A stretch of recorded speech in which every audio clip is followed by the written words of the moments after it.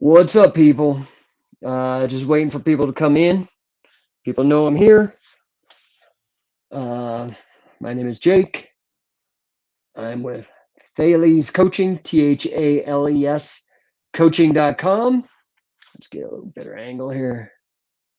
I like that corner. I like to have that corner in there now. You guys can't see it. There we go. I like that. That's some depth to my stuff. What's up, the Souths 07? How you doing tonight? Good to see you. So I want to talk about, I don't know, what I consider to be somewhat of a trippy topic, and that is time.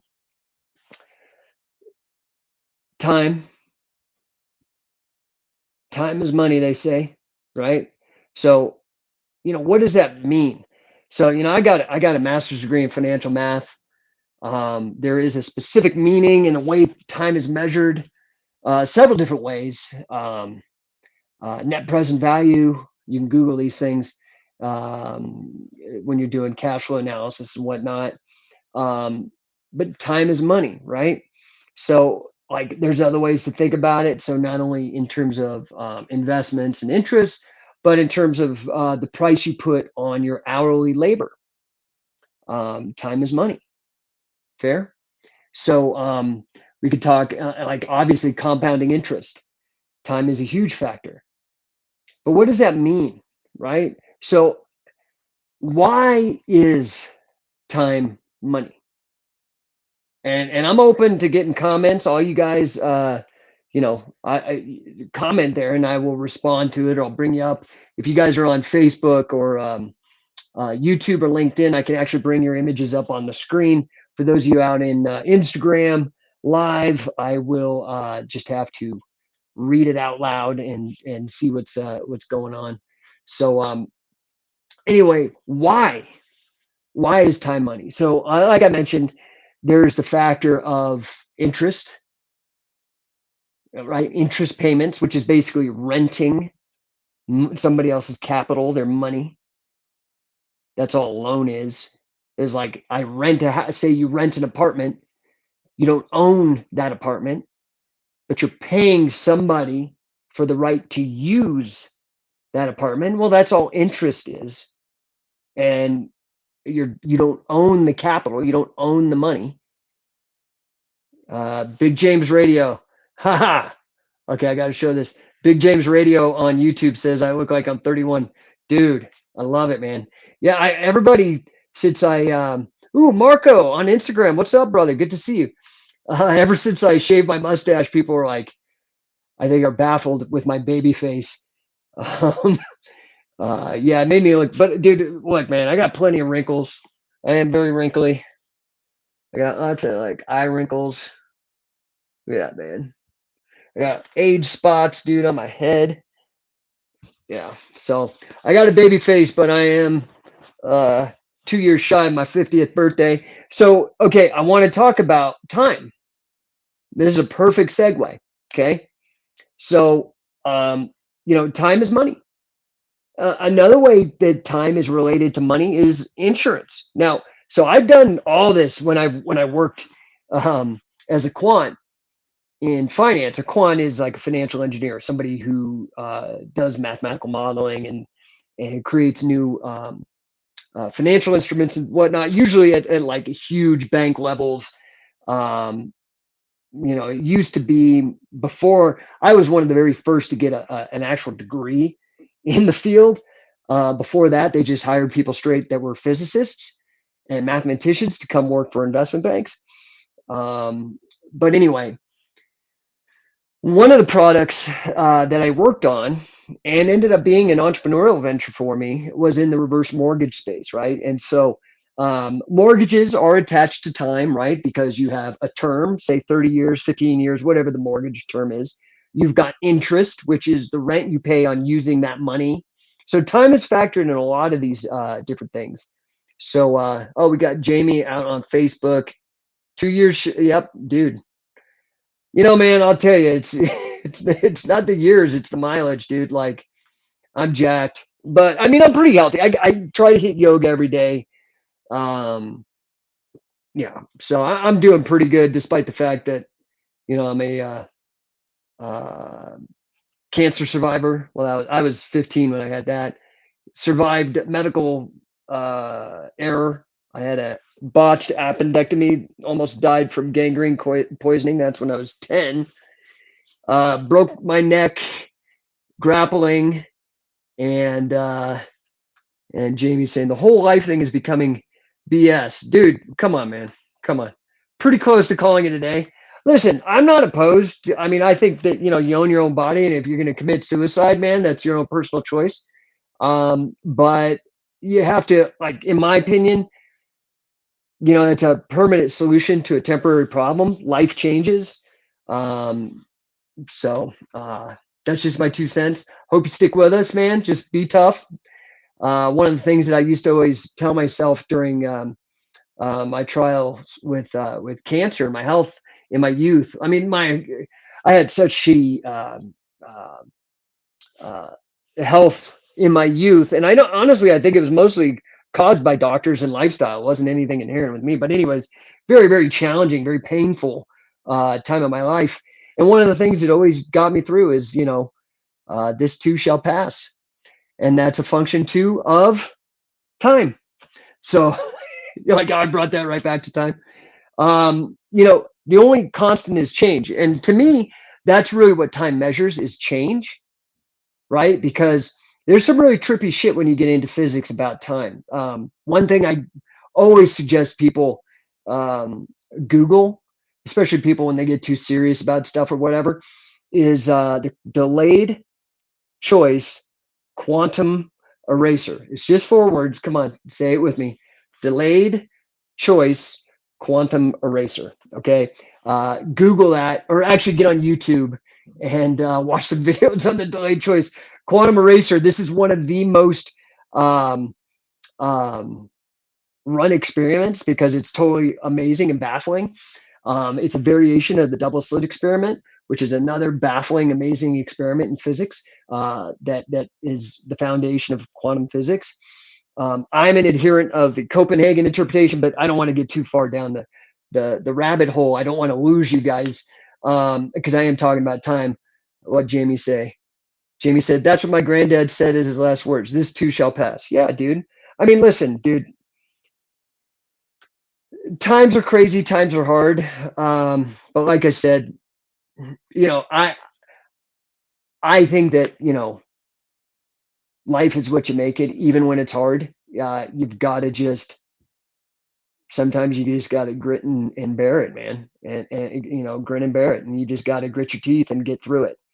Um, but that said, time in the delayed choice quantum eraser, the experiment shows that present. Listen to what I'm saying. This is totally trippy. Present events can affect past events, right? If we normally follow the arrow of time from past to forward as we perceive time, the delayed choice quantum eraser flies in the face of that. It says that you can actually affect the past. Now, for those of you that are super nerds, you also know that I'm way into chaos magic, and this is called this is the idea of retroactive enchantment, where basically you try to alter past events through meditative practices. Totally bizarre, crazy stuff, man. You get into quantum physics, it's very psychedelic without any drugs. I mean, it really starts changing your perception of things. And these are all documented experiments that anybody can run. These are highly verifiable, not like the replication crisis in science where, most, for example, psychology experiments fail.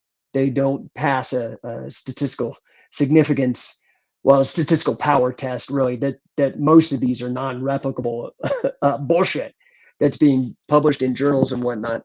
Anyway, but time also has a connection to money in the actuarial sense. And this goes back to what I was talking about when my time as a quant.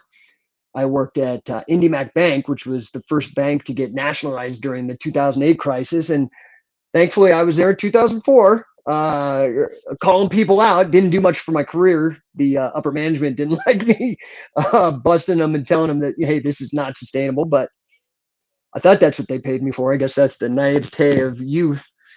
Anyway, because of me being like, aren't the GSEs like Fannie and Freddie, aren't they bankrupt essentially? And what's the plan in here? And how are you doing these Alt-A loans where you're giving a plumber who I clearly is not going to be able to handle a $1 million mortgage? Why are you making it like these no doc loans? Isn't that like not sustainable? Anyway, I saw the writing on the wall, so I got the hell out of there and went to, they had bought a subsidiary called Financial Freedom, which at the time, we're talking 2006, 7-ish, they were the largest originator, seller of reverse mortgages, right? And these are those mortgages that when you hit a certain age, I think it's 63 and a half. I don't know, the laws are always changing. I haven't been in the field for a minute, but that when you hit a certain age, you could basically take a home equity line against the equity in your house,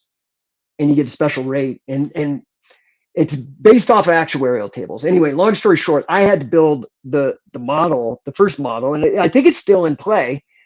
I built this with Visual Basic and Excel because they did not have Unix, and I was used to programming in like Unix and C Shell and SAS, the statistical software. But they didn't have that, so I had to build it all in Excel, which was crazy. It was some ridiculous Visual Basic and macros, and took like 10 minutes for the Excel model to run to do these valuations on what are called mortgage servicing rights. But because they were with reverse mortgages, the big risk for the bank was that people would pay off these mortgages early, not make it, they'd get a windfall or somehow they'd pay a lot of money, and they would get their, they would pay it down before the 30 years, right? And so these banks strip off parts of the thing and sell it in the secondary market. One of them is the mortgage service rights. Anyway, so the big risk for the banks was people dying on these reverse mortgages, right? Because then they would basically pay off the loan. That's my way of saying actuarial tables are also, so like mortality statistics, right? So we know as of the last time I checked, and look, I don't memorize all this stuff. We got the internet. You can look it up. I'm pretty sure the average age of an American woman when she dies is 81. And for men, it's 76. Jamie Booth, money as debt. Well, I'm going to talk a little bit about money and how it's an illusion, but it's a real illusion, like an illusion you need to use. So anyway, 81. That's the average age of death of an American woman as of today, I think. You could probably go look it up or Google it or whatever, but it's close. And for men, it's about 5 years earlier, 76. So, this is one of those more kind of stoic, memento mori, remember death, right? That's like one of the stoic phrases. I think it's important, right? Because it helps give your life meaning. So what I like to do, now if you're a woman, use the number 81. For me, I'm a man, so I'm going to use the number 76.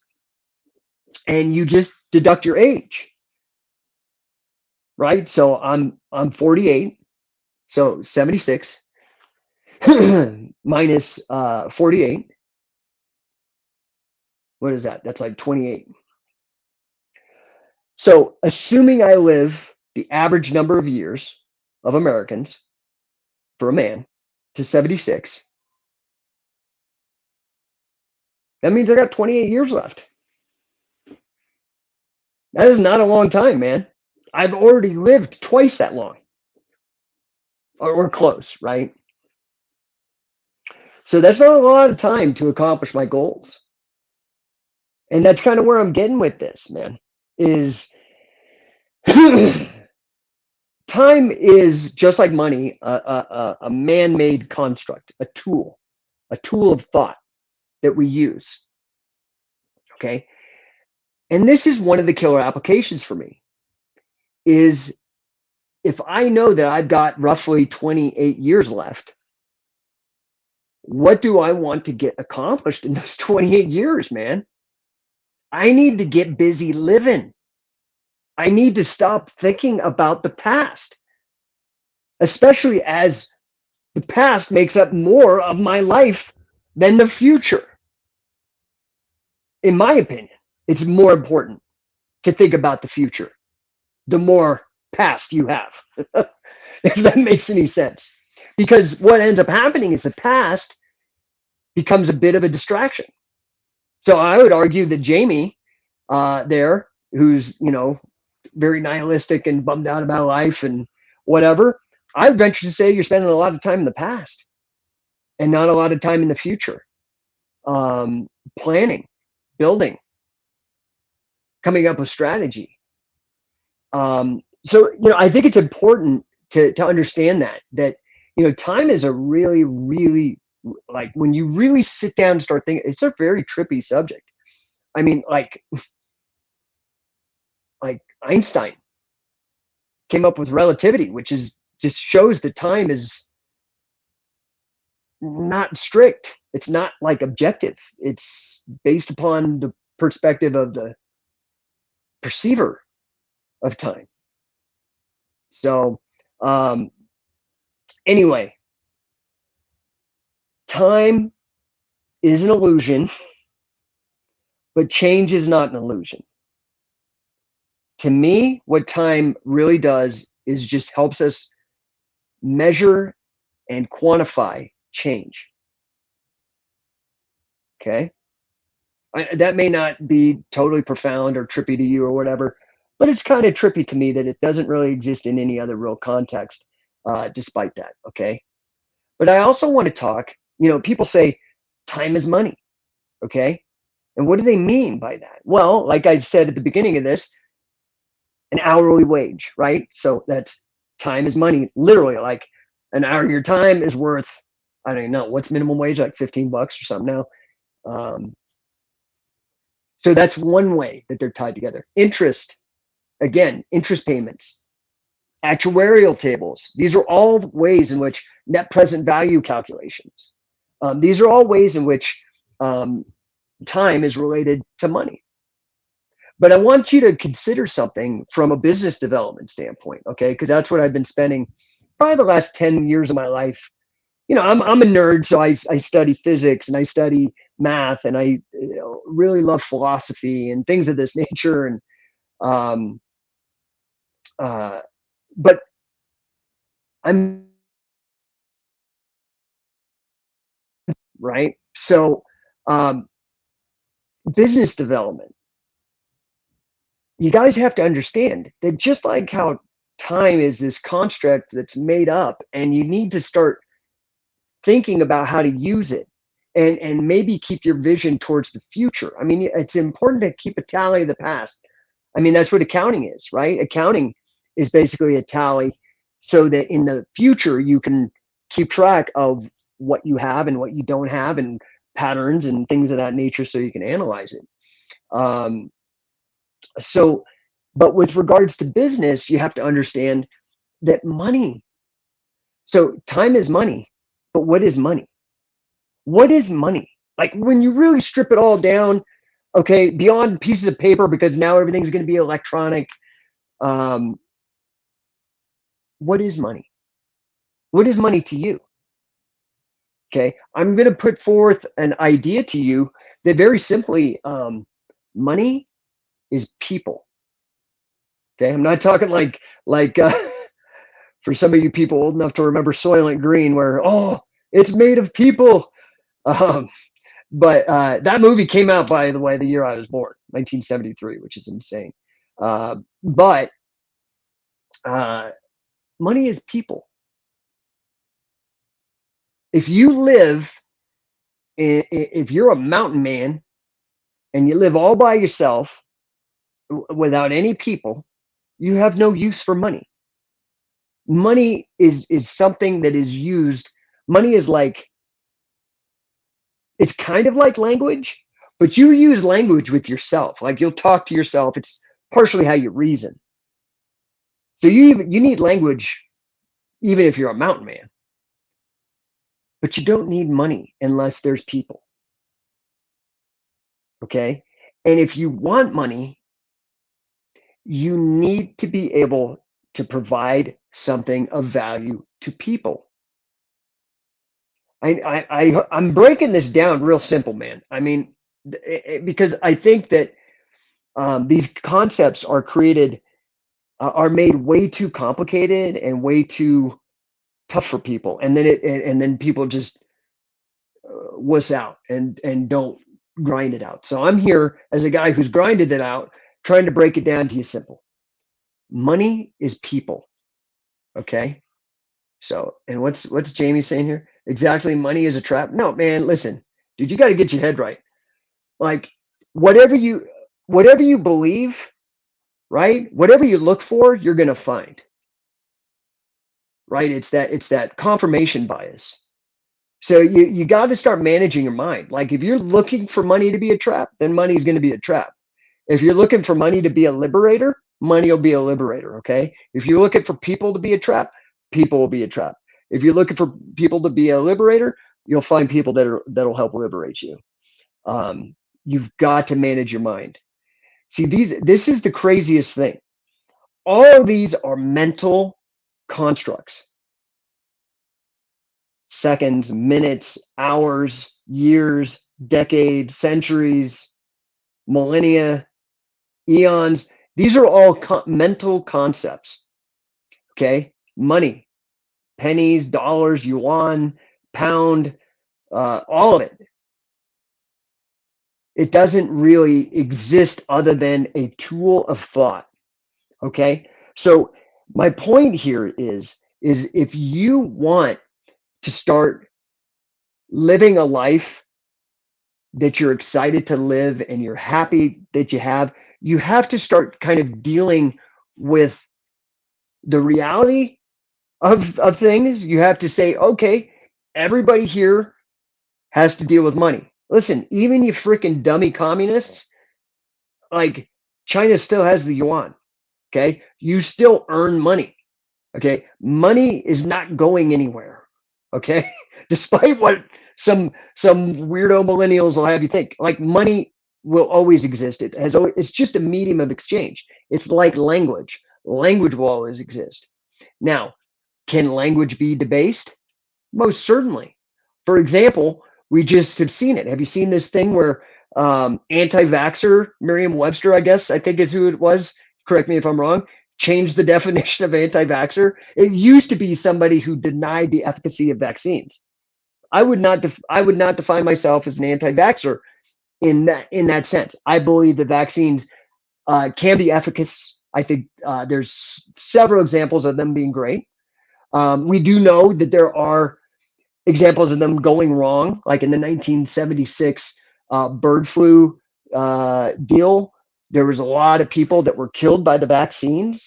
This is not controversial. So anyway, but the language has been debased now because now anti-vaxxer, according to Merriam-Webster, it's not just somebody who doubts the efficacy of vaccines. It's somebody who's against the mandate, the forcing, the dictator approach to the prescription of applying them to everybody like a cookie cutter. For example, in 2019, I had a massive blood clot in my shoulder. It was literally like 4 months. I was in England, which is very close to Italy, in Bergamo, where the first cases really came down in Italy on COVID. Long story short, I had a massive blood clot. I'm on blood thinners. I have to take Xarelto. That's an expensive ass drug, right? Like when I first started taking it, was like $400 a month. So these experimental vaccines have serious reported incidences of blood clots. I can't take that, dude. That'll definitely kill me. And meanwhile, like there's a 1% chance of me dying from the COVID, like less than that, dude. Like I'm good. I'll just get the disease. I'll get the virus. I'm cool. I'll take a bunch of zinc. I'll make it through. I'll have a flu. It'll suck, and I'll be fine, man. 99% chance. I'm good. Whereas taking the vaccine, that's gonna the odds are not in my favor on that. I am not going to be the canary down the coal mine on that. So now the word anti-vaxxer means anybody who's against forcing them on people. So I guess now I'm an anti-vaxxer. So in that same way, money, which is just a symbol. So like language is a symbol for things and concepts and ideas so that you can transact in ideas with other people. When I say something, I hopefully give you some idea of what I mean. Money does the same thing, but with regards to quantities, right? It's just something that tells me how much something is worth and value, which is supposedly a function of supply and demand. But there's fewer and fewer cases of price being solely determined by supply and demand. I do believe there are, basically these things that have been affected by these dumb bureaucrats. And maybe they're not dumb. Maybe they're evil. Maybe it is the Great Reset, and there's just some eugenicist master plan. The Nazis faked losing World War II and actually infiltrated all the governments and have taken it over. And I mean, who knows what the fuck's going on? But bottom line is we're getting the same effect.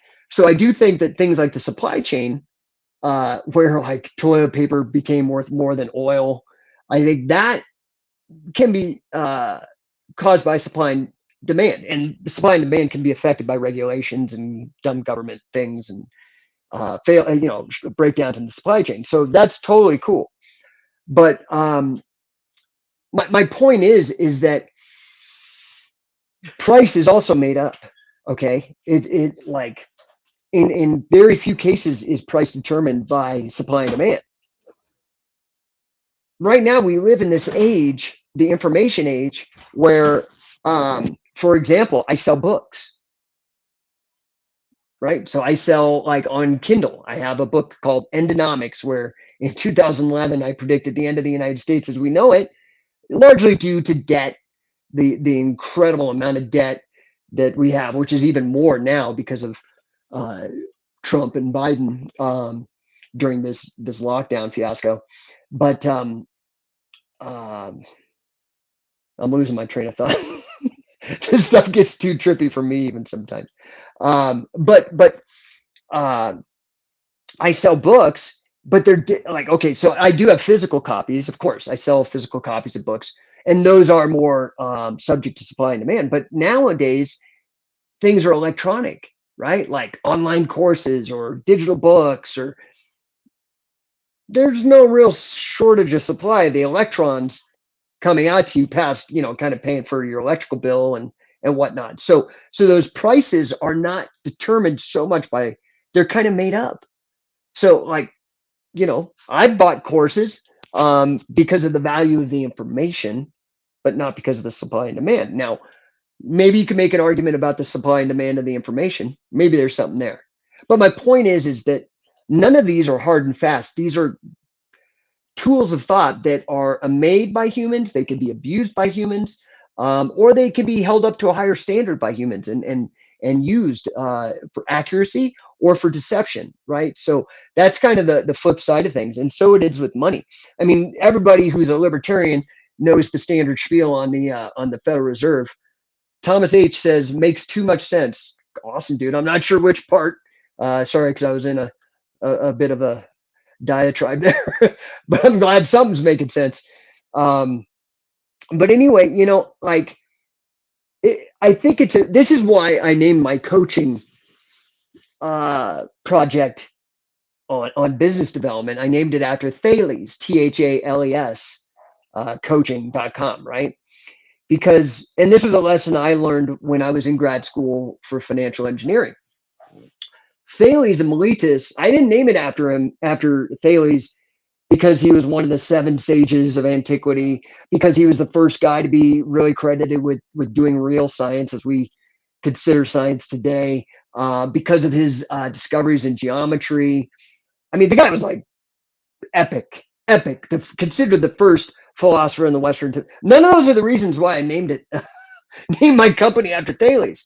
The reason I named it after Thales is because one day, Thales, who was a professional philosopher, right? Originally, people argue because he's considered, like Aristotle considered him the first Greek philosopher or whatever. But he was originally, I think he was Phoenician or Egyptian, or at least his parents were.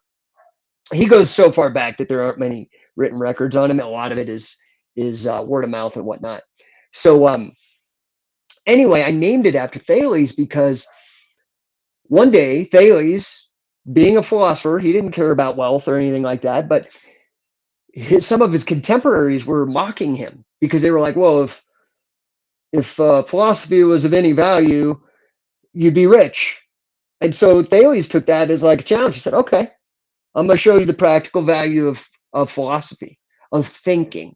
Okay. And this is really what I love about Thales, and why, because I believe with the power of the mind alone, especially today in the information age, but Thales did it BC, man, like a long time ago.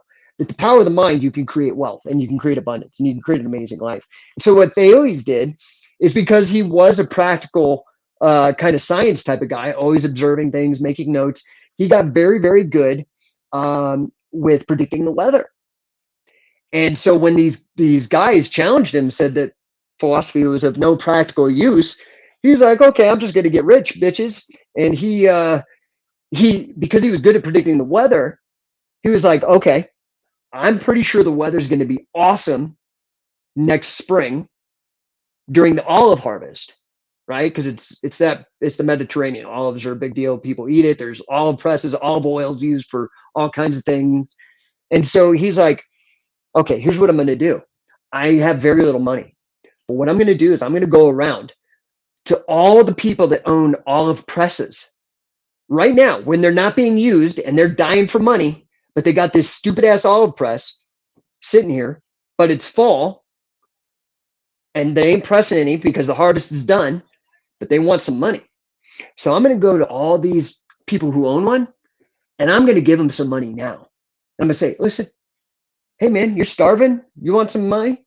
I got it for you. Just what I want is exclusive right to use these olive presses in the spring.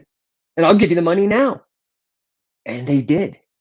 This is the first documented options contract, right? And so my degree, my master's of science in financial engineering, is largely about like options. There's a large component we're dealing with financial options, like derivatives, really, like futures, forwards, swaps, options, different combinations, and using them to construct synthetic securities. Anyway, he became rich by using his mind. And that's something I want to challenge everybody else to do. Okay, this is one of the reasons why I partnered with Grant Cardone. The guy's freaking genius, man, at making money and using his mind to do so. Now that doesn't mean you're not going to have to work. I mean, there's effort involved too, right? But there's no reason why, and that's what I do now. I've been doing this for, man. I've been an entrepreneur through three financial crises at this point, but for the last 10 years, it's about 2011, I've been helping people with business development, growing companies and whatnot. And it's gotten to be a real passion. I'd say my two big passions in life are doing business development and this strange obsession I have with catch as catch can wrestling. So what did Thomas say? Thomas said that less than 1% chance of serious complications versus thousands of recorded adverse events from the shot. Dude, like 100% liability track record for each. Right. Yeah. So Thomas is making the point that these manufacturers have a liability shield. That's no bueno, man. Like, and then the what is it? The FDA or the CDC, one of these wonky assholes in Washington, they won't release the experimental results from the Pfizer vaccine for 55 years. Like, that science was supposed to be transparent. How am I supposed to trust the science? We're in the middle of a huge, in my opinion, it seems like a con game. They're using medicine as their Trojan horse, as a platform to introduce fascism, using public safety. They always use public safety as the fear driver, but this one they're using kind of public health policy to drive it through. It seems that way to me. But to what Thomas was saying, and he added something else here. Less than 1% fatal outcomes. Yeah. Um, there's a great book, man, RFK's book. I don't know if you guys have seen it. The Real Anthony Fauci. Dude, I got it on Audible because it was sold out on Amazon. I think it was like the #1 bestseller. Now, notice you don't see him on the book too. Like, there's definitely kind of this censorship propaganda machine going on, but you should get it. It's on Audible. It's incredibly well cited and sourced, and very persuasively argued. And what I love about it too, I'm politically agnostic. I don't believe in any of it. I think it's all bullshit. But what I find refreshing about this book is that RFK Jr., Robert F. Kennedy Jr., the author, and he's famous for litigating, like lawsuits against big corporations and shit. But like, he calls it out, and he's a Democrat, which I love, because we need people on every side of the spectrum. I mean, this is the thing that drives me nuts. Is it's like, Donald Trump fell for all of Fauci shit and pushed all the shit through just as much as Biden. So this left right stuff is just no fucking good, man. We got to get past it and just start advocating for freedom and equality before the law, not equity. Doesn't mean make everybody equal, because that's what equity means. Fuck equity. That's dumb socialist communist bullshit. It don't work. It doesn't work. But equality before the law, no matter what your color is, what your gender is, what your sexual preference is, everybody's treated equally. Equality. That's some good shit. And freedom, meaning like, just leave people alone. Leave people alone and stop with all the fear mongering. I mean, crazy times we're at. Thomas is saying, I didn't know that about thales in the first options contract. Yeah. Very interesting. I really subscribe for catch wrestling. Yeah. Sorry, bro. I am probably the world's greatest catch wrestling nerd. I think is maybe why I'm, whatever. I mean, in that particular little weird universe, why I am who I am, because I've studied more with the top people, done more work, produced more content. I mean, because I am a nerd on that field, but guess what? It's not my only field of nerddom. Um, I'm like a nerd on philosophy. I'm a nerd on business development. I'm a nerd on analytics. I'm kind of a nerd on physics. I don't know. What are you guys into? Obviously, you guys are here listening to me bullshit all this time. I appreciate you. I got to go get some food. It's been a long day. I am gearing up to have a big 2022. I hope you guys are too.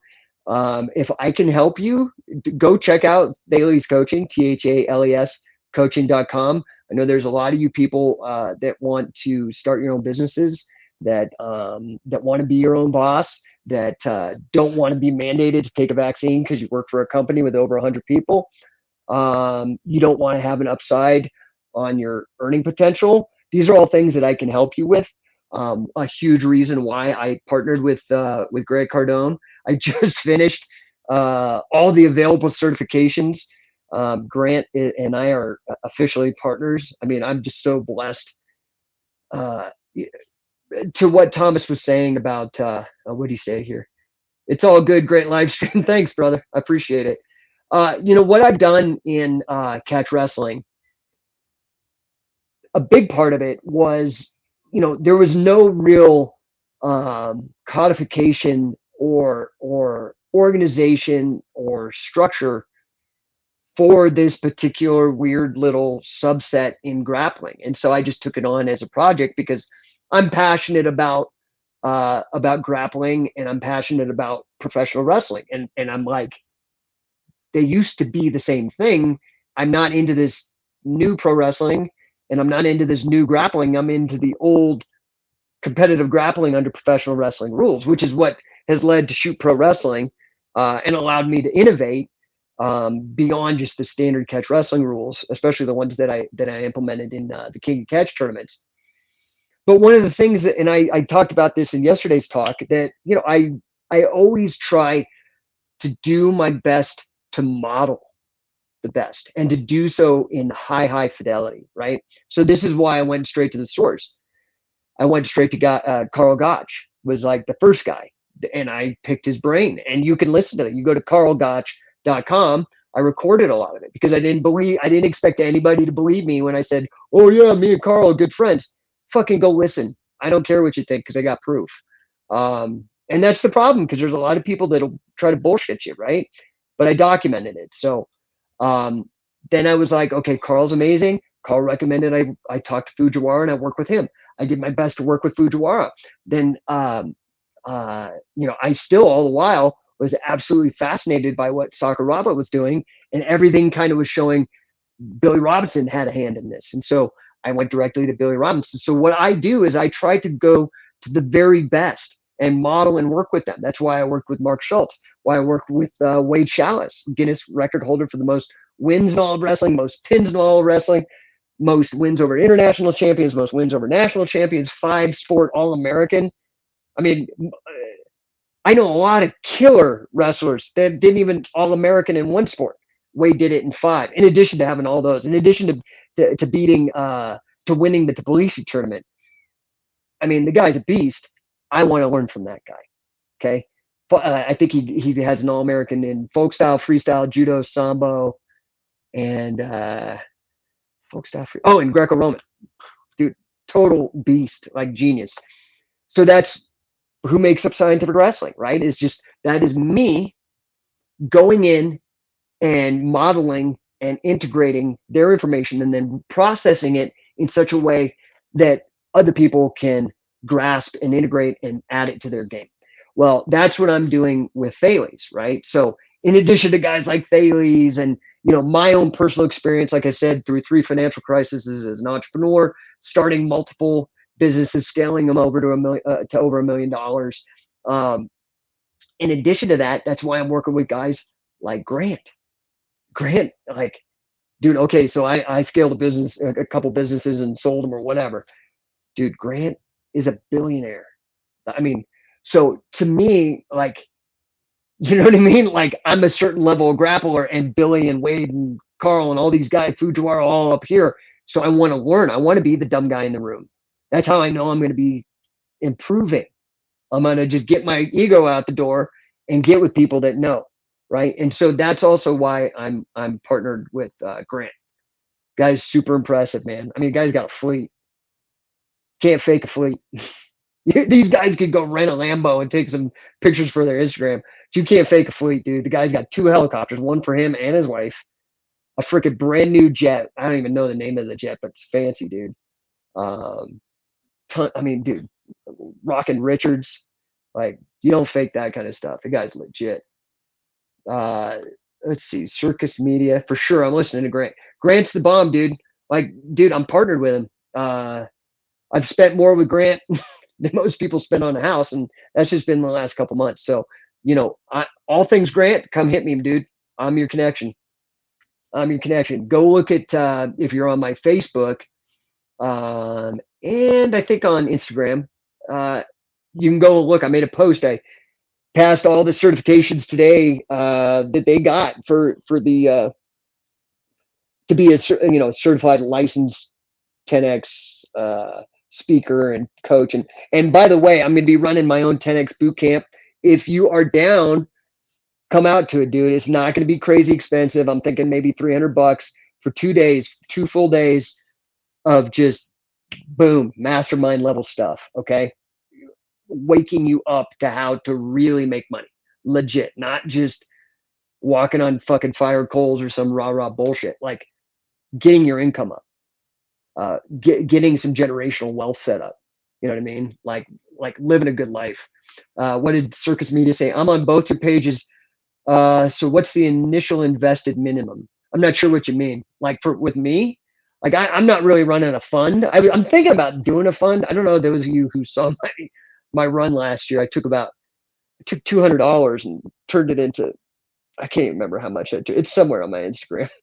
It's something like I had like a 17,000% return. But see, that's what you can do when you understand like options and understand how markets work a little bit. You can kind of figure those things out, especially when there's a big crash like that. What people don't realize is you can make money when the market's going up, when you can make money when the market's going down, you can make money when the market's going sideways. Um, let's see. With Grant, I don't know, man. Like we could take this offline. Like if he's got Cardone Capital, he's got a deal right now. DM me, you can get started for $1,000. He'll put your money into a real estate investment deal. The guy's doing some incredible stuff. Now, if you're talking like if you want to get in on Cardone U, like Cardone University, which is his like online courses on how to sell. Fantastic stuff, dude. Like we actually have everybody in our, my wife and I own a software company. We have everybody on Cardone U. It's great, especially if you own a business. Sales is the lifeblood. You could have the best product in the world. You'll still get beat by the best known, right? So marketing and sales are, I'm not saying have a shoddy product. I'm saying have a kick-ass product, but you're never going to make money with it if you don't get good at sales. And that's the great thing about Cardone U is it's this entirely automated system. Of course, Grant's super charismatic and fun and kind of a comedian, so it's fun to watch. But meanwhile, dude, he's hammering home how to actually make money, how to actually sell, the structure of a sale, right? Like he breaks it down into like there's like the kind of simple 5-step plan, and then you can break it down into more tedious detail. He's really thought the subject out very well. I'm very, very impressed. That's why I partnered with him. But anyway, Cardone U is a great investment. You need some help on that. I'll hook you up. If you're just a solopreneur, like you just maybe run, like you have a house cleaning business or I don't know, pressure washing business or something like that, or I can help you with all that kind of stuff. Grant's got some great tools for that. I'd be happy to hook you up with that. If you're looking to do business development, like new business development, I'm your man, dude. I can get you turning your passion into money, your side hustle into FU money. I've done it over and over again for other people, for myself. It's like I've got a way of doing it. I can show you how. And also, if you're an existing entrepreneur and you're having problems, I do kind of like that turnaround artist type of stuff where I come in and I look at your business and we get you ready to actually getting your income up and scaling and how to do so efficiently. These are all, you could just DM me if you're interested in any of this kind of stuff. Otherwise, man, I was supposed to get off here like 10 minutes ago. I got to eat. I'm trying to eat every 2 hours. I work out every day. Oh, and one other thing, I got an awesome, one of my projects that I'm really proud of that took off way more successful than I even anticipated was the Macebell, right? You can go to Macebell, not ball. Yeah, it looks like a ball, but it's like kettlebell. You don't call it a kettleball. Macebell, BELL.com. Go there. My buddy Greg Walsh over at Wolf Brigade has created finally a mace that I can endorse. It's the right weight. I like the length. It's durable. Best production mace out on the market, in my opinion. Plus, you could get it customized. You can get it etched. Heather McAllister is like almost like a tattoo artist with it. It's amazing. I got Grant one with 10X. You go watch the videos of him and his wife working out in the gym. You can see the Macebell in there. It's over by their heavy bag. I also have my own for scientific wrestling. You can see the etching. It's the 8-pointed star with the skull, the Punisher logo that I created. Amazing stuff. But I also got a special gift today, and I'm not going to do it on the live stream. I'm going to go now and film that. I'm going to unbox it. I got a very special guest to show you guys. It's a gift from the Sorensens. I don't know if you guys follow the mace swinging community, fitness mace, right? That I started. I mean, this blows my mind. So, one of the things I'm very proud of is really revivifying the sport of catch wrestling. It was, I mean, I take full credit for that and blame as depends who you talk to, but it was me. Had I been hit by a bus, shit would not be going like it is today. Guarantee you, promise you that. but the other one is the mace. And so Bill and Steph Sorensen are like amazing human beings, super duper, total power couple, just amazing people. They've been Thales clients as well, but I mean, these are some of the strongest people uh, in the strength and conditioning community that you'll meet. And they gifted me one of their artisan maces. So I'm going to do an unboxing as soon as I get off this live. I'm going to film it, and I'll either upload it today or tomorrow. So keep an eye out on that. I'm super excited. You guys got to go check them out. And I'm really bad at their Instagram handles. I think it's Steph Sorensen at Steph Sorensen. You can't miss her. Actually, you'll probably have a better chance finding her on TikTok.